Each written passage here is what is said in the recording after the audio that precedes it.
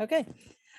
So it's my pleasure to introduce to you today Jennifer Wampler, who is the Chief Development Officer. Is that your title?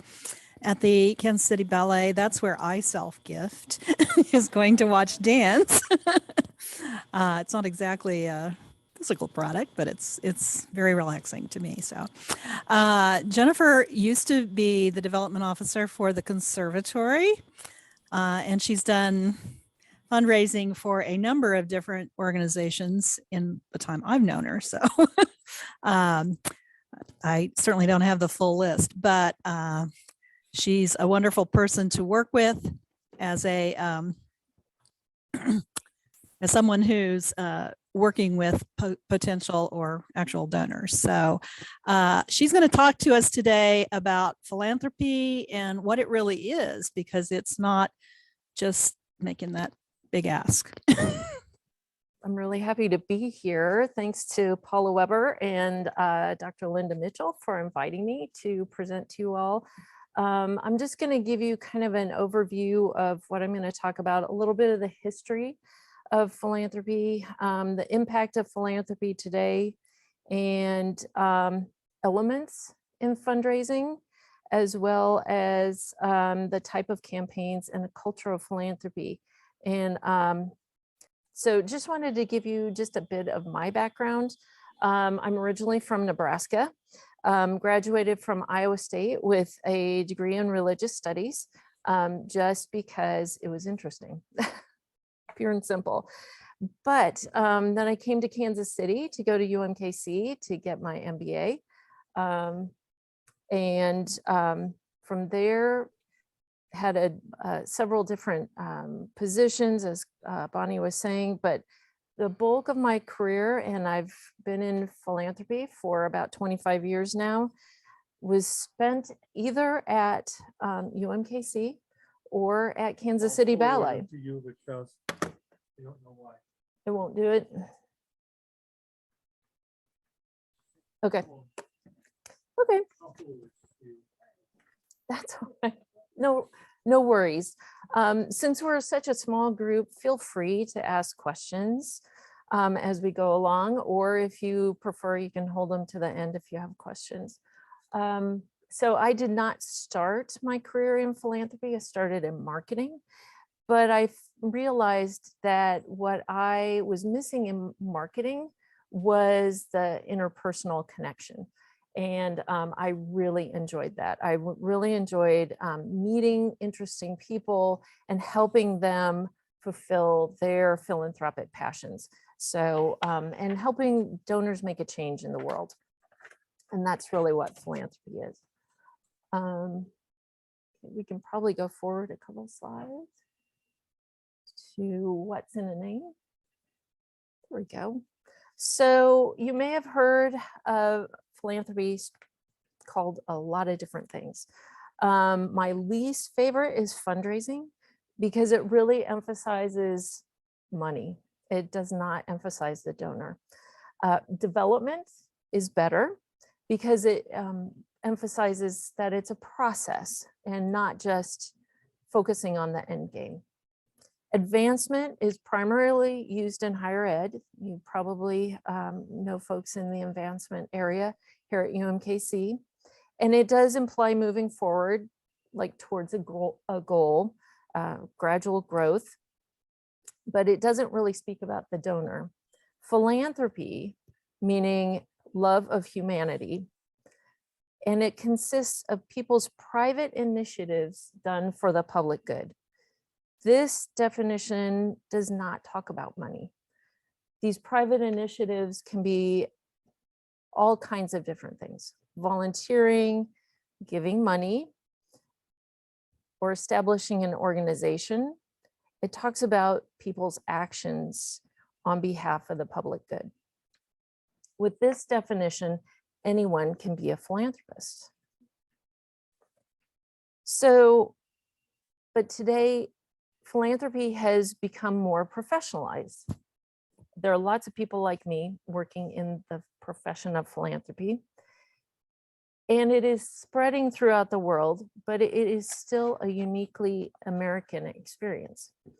So many of you may know Alexis de Tocqueville. He's a civil servant from an aristocratic family, and he had some political ambitions. And like many people of his time, he came to the United States. In 1831, he came for a 9-month visit. He wanted to find out about this American democracy. He and his partner, Gustave de Beaumont, came to study the American penal system. That was the purpose for their trip, but it was really for him, he wanted to understand American democracy. He felt like with the beginnings of industrialization and a hopeful democracy in France, that the French people needed a guide. He visited he visited crowded cities on the East Coast. He visited frontier towns. He spoke to everyone, people of means, the president, down to just the everyday workers, just to get a sense of what this democracy was. And he really discovered that democracy was balanced liberty and equality, concern for the individual as well as for the community. And he published his Democracy in America in 2 volumes. And really, Democracy in America is one of the 2 most important books on American political life, the other being the Federalist Papers.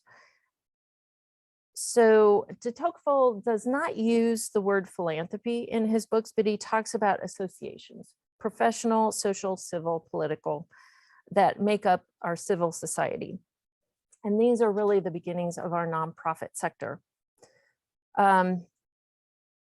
They're uniquely American because we, during the revolution, were throwing off a strong central government, throwing off a monarchy. And so it really was about democracy to govern, and these associations were an extension of democracy. And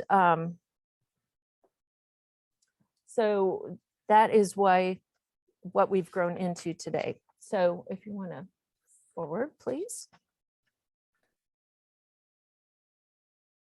So we want to look at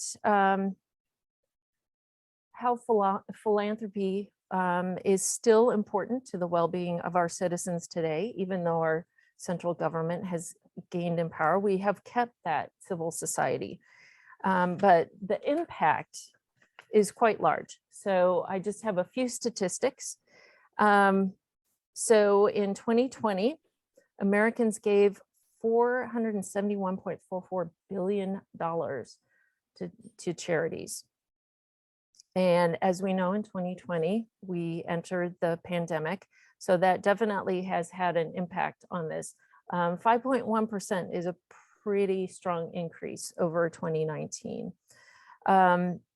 As a percentage of GDP, charitable giving was 2.25% of GDP in 2020. In 2019, it was 2.1%. So it did go up a bit, but really over the decades, the percentage of GDP does not change a whole lot. At the low end, it's been 1.6, at the high end, 2.25. And then where does this come from? Oftentimes when you think of philanthropy, people think of, oh, that foundation or that company. No, the largest percentage is from individuals and not from necessarily bequests, because you'll see bequests down there as third. And that can vary quite a bit depending on who passes away in a year. Sometimes some very wealthy people pass, and so it can change the percentages quite a bit. And then at the bottom are corporations. Probably the most generous state in the United States for corporate giving is Minnesota. Typically, those companies give about 10%, but most companies do not. Next, please. And then where do people give? Well, not surprisingly, the largest percentage is to religion. And then second is to education, including higher ed. Also private schools would be in that arena. And when you look at some of the major universities, I mean, Harvard has a huge endowment. Other universities have launched billion-dollar capital campaigns. So yeah, people have a strong tie to their alma maters. And then human services. Foundations is interesting. People actually do give their money to foundations. If you remember, Warren Buffett, a few years ago, gave a significant portion, well, not for him significant, but a lot, several $1 million, I think it was like 30 or 40, to the Gates Foundation. And that's where he's planning to leave his estate, is to the Gates Foundation. So, and then mine is third from the bottom, arts, culture, and humanities. And actually in the first year of the pandemic, giving to that sector fell because a lot of people shifted their giving to public society benefit because there was a strong need at that time. Is there a major change with the change in the tax law? That is a good question. You know, we saw, when was the tax law change? Was 2017 was when the tax law, let's see, I think it came into effect when people paid their taxes in 2018. What we saw was a shift from giving to individual organizations to a lot of people set up donor advised funds. The folks I know down at the Community Foundation were very, very busy. November, December, the year that was coming into effect. Because then people were doing what is called bundling. So maybe they would give a lot one year that would take them above the standard deduction, and then not the next year. So by setting up a donor advised fund, they could do that easily and give the same amount to the nonprofit organizations that they typically give to. Yeah, good question. Okay, next, if you would. So elements of fundraising. So typically when someone wants to set up a nonprofit, and you hear this a lot, in fact, through the Midwest Center at the Block School, there is a course on do you want to set up a nonprofit, and kind of bringing people through those steps. So it has to start with a community need. And you see this, there are some newer like disease organizations that have been established, especially by parents of children who may have that disease. So you can't just set up a nonprofit for one person with one issue, but it has to be a community need that's accepted by many people. Then you need to set up your guiding principles of your mission, vision, values, and case for supports. And these are really vital when you're raising money. Of course, the mission statement clarifies the essence of the organization's existence. Vision statement, what do we aspire to do? And values anymore are gaining in importance, being able to clearly state the values of the organization. How are we going to treat people? And then the case for support outlines in more detail what an organization does, what the need is that's going to be met by the organization. So then we have our constituency, those prospects out there, and you want them to have interests, an ability to give, and what's their link back to your organization. And we need to have transparency and build that organizational trust, because people aren't going to give to an organization that they don't feel they trust. And we need to be seen as a problem solver. Then we need to build those relationships. And I will talk about that a little bit more later. And then stewardship. How are we reporting back to our donors and our constituents on what their funds are helping us to do? Then here is the fundraising cycle, which we identify our prospects, and then we get them more involved and get them engaged with what we're doing. And we listen to our prospects to see what's important to them. You'll see the ask piece is pretty small. That is not the focus of philanthropy. And then thanking or stewarding those donors, letting them know the impact. So really the biggest pieces are involvement and cultivation, thanking, and stewardship. And those are the pieces that everybody can engage in. So just kind of, we look at this in terms of philanthropy, in terms of a pyramid. So you start out with everybody down at the bottom, and then prospects. Those are people who have an interest in your organization and what it does. Then those prospects make a gift. A lot of times that may be through a direct mail campaign, or maybe they see something on Facebook that you're putting out, or some organizations, maybe someone does a Facebook birthday and asks for contributions. So your prospects give a gift. The hardest part actually is getting them to be a repeat donor. Only 20% of the people who make a first-time gift to an organization make a second gift. So we think about spending a lot of time and energy on bringing in new first-time donors, but we need to spend as much time and energy getting them to give another gift.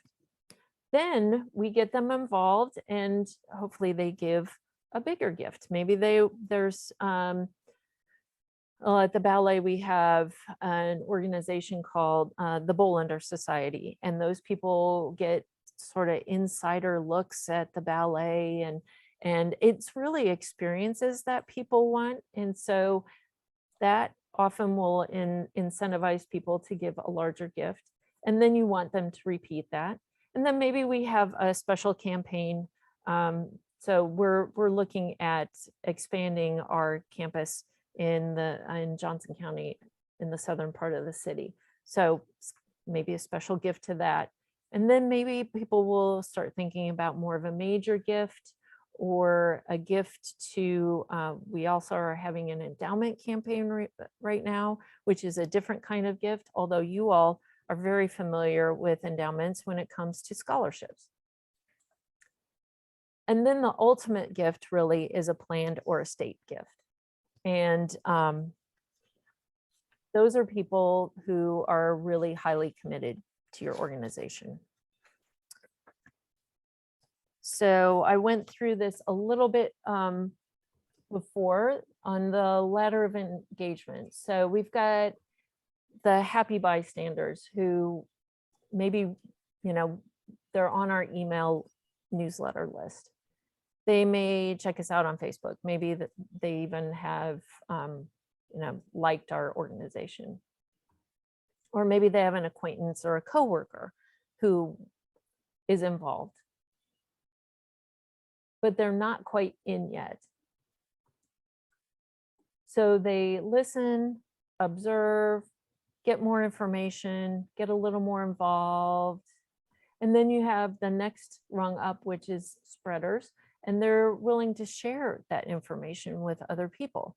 Even just, I know we always try to get our board to share Facebook posts, or if we have something out on Twitter, small things like that actually do a lot to spread our message to other people.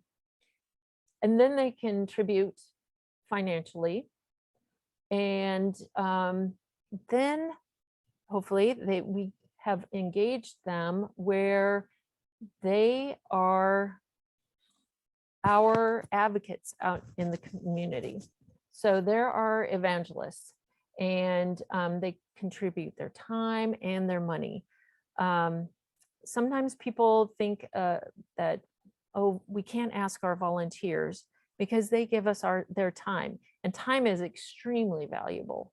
But oftentimes volunteers are also willing to give of their treasure to the organization as well, because they're giving something priceless already of their time that they're willing to give a gift as well.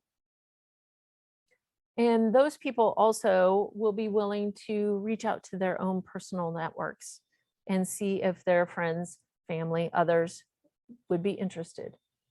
And then you have people who are instigators, so they may go out on their own. There are some people who, and there are a lot of more like, Heart Association, others like that, who have now electronically, you're able to set up kind of your own campaign and recruit others if you're doing a walk or something like that. Okay.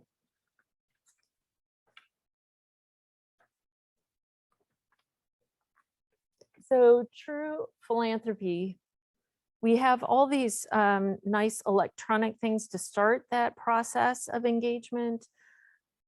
Facebook, we're actually right now at the Ballet engaging in a program called Market Smart that sends out surveys to people and they answer it. And we can find out more information about them. There are lots of ways, as you all know, electronically to find out information about people, but it really is developing that relationship that's the most important. As you get higher in that pyramid, it takes more time and more personal interaction, because for any of us, it's easy to do a $10, $15, or $20 gift, but we have no connection with that organization, most likely. I mean, anybody could ask us, hey, can you help out? But it's when we get in those higher levels, when those gifts really have the most impact, that we really need to really develop those true relationships. And it's not a relationship with the fundraiser, the development professional, it's a relationship with the organization. One visual that I really like is that it's like a cable where there are many strands connecting the donor to the organization. If one of those strands breaks, if a staff person leaves or there's some other change, the whole cable doesn't go away. It's just one strand. So it's our intent to make sure that there's a strong relationship between the organization and the supporter. So there are lots of different types of campaigns that you may have heard about. So the first one is the annual campaign. And it's just like it says, an overarching plan to raise funds in a single year. But this does help establish regular patterns of giving in our contributors. And the annual campaign has lots of pieces to it. It may include a gala or some other kind of event that brings in funds. This also can help bring in those corporate dollars, because corporations like to have some kind of way to entertain their clients, and those kinds of things. Typically, foundations don't give to an event. It can be a good way to introduce new people to an organization, but for a special event, a big gala or something, there needs to be more than just the money as a reason that it's being done. They take a lot of time and a lot of staff and volunteer effort. And if you put in all the time of the people who are setting it up, probably wouldn't be making that much money. So there has to be a secondary reason, and that needs to be some level of engagement, getting the information about the organization out to a broader constituency. This annual campaign also includes, direct mail, maybe an email campaign, ongoing grant writing, those kinds of pieces. There are lots of pieces, very comprehensive. So then we have a capital campaign, which is an intense effort on the part of a nonprofit organization to raise significant dollars in a specified period. And typically a capital campaign is for bricks and mortar projects, or maybe, programming funding that's over a specific period of time. And then we also have our endowment campaigns. And it also is an intense effort. And believe me, it's an intense effort.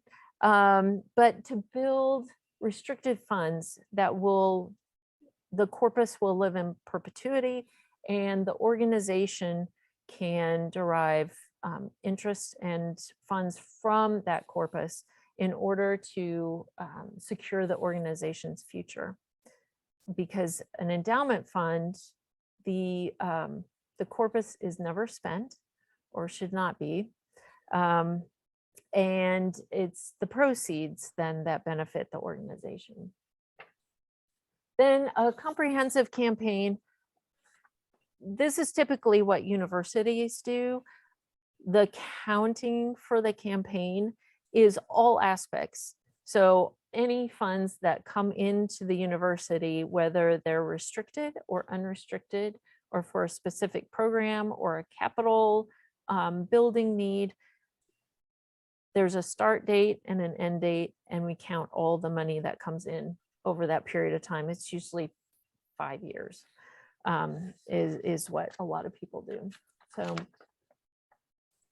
and then I've really been emphasizing a lot more the culture of philanthropy, where everyone in the organization is a part of the stewardship of our donors, of our supporters, and the cultivation and engagement of our supporters. Because philanthropy is lifting up the entire organization, focusing on the donor, on the supporter, and their impact is something that everyone can be a part of. And frankly, when I was here at the university, supporters would rather hear from a faculty member or a student who has benefited, rather than the person who is wearing the major gifts hat. So it's really a great opportunity for everybody to come together and support the institution and support programs and support students. And that's kind of all I have for right now. Any questions? Yes. So do you have any pointers for working with young donors that are able to give time and talent, don't have much treasure yet? Good question.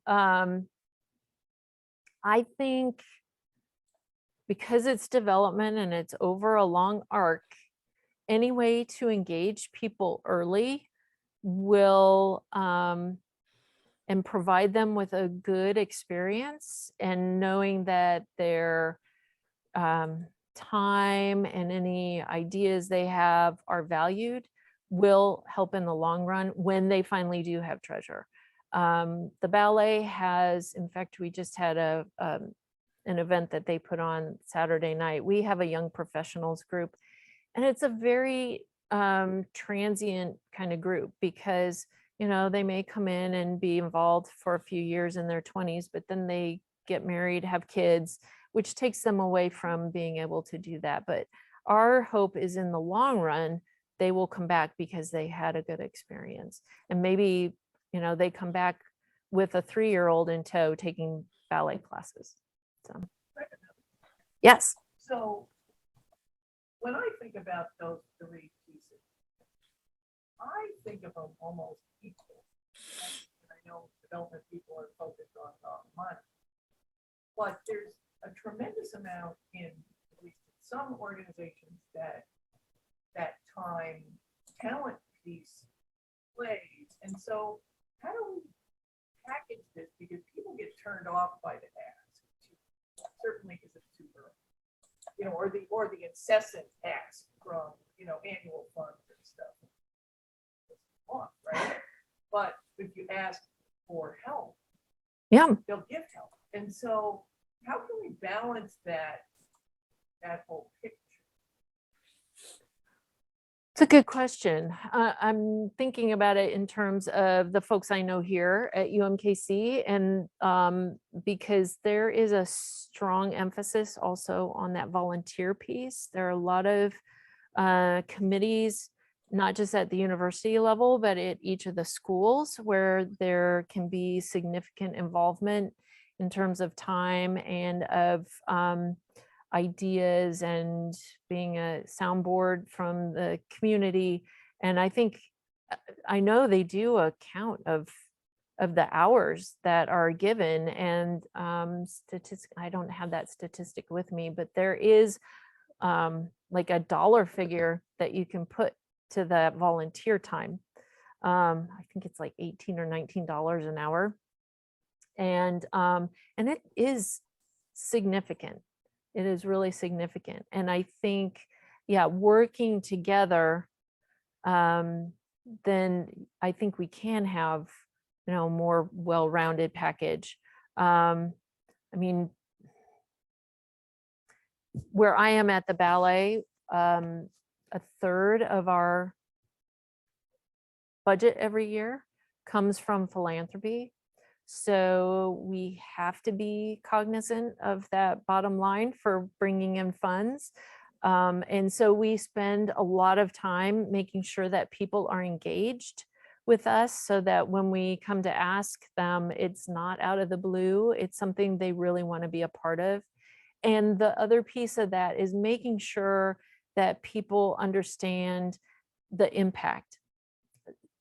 Often we maybe engage people a little upfront in cultivation, and then, yeah, we ask them, and we may ask them again, but we don't do the piece of letting them know what the impact has been from their gift. And there are there's a woman, Lynn Wester, she goes by the donor relations guru, and she talks about the fact that we leave that piece out often, and we just go on to the next ask.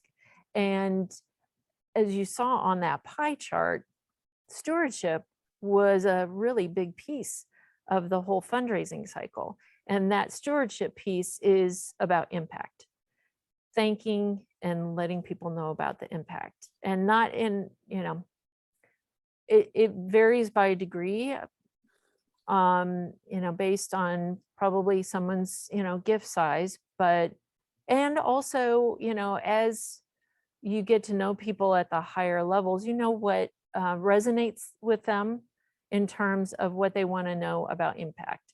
You know, for some people, you know, a little card from a student might be enough.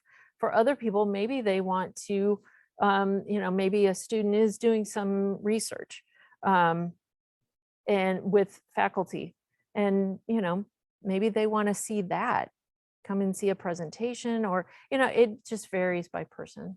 So did I answer your question? Okay. Any other questions?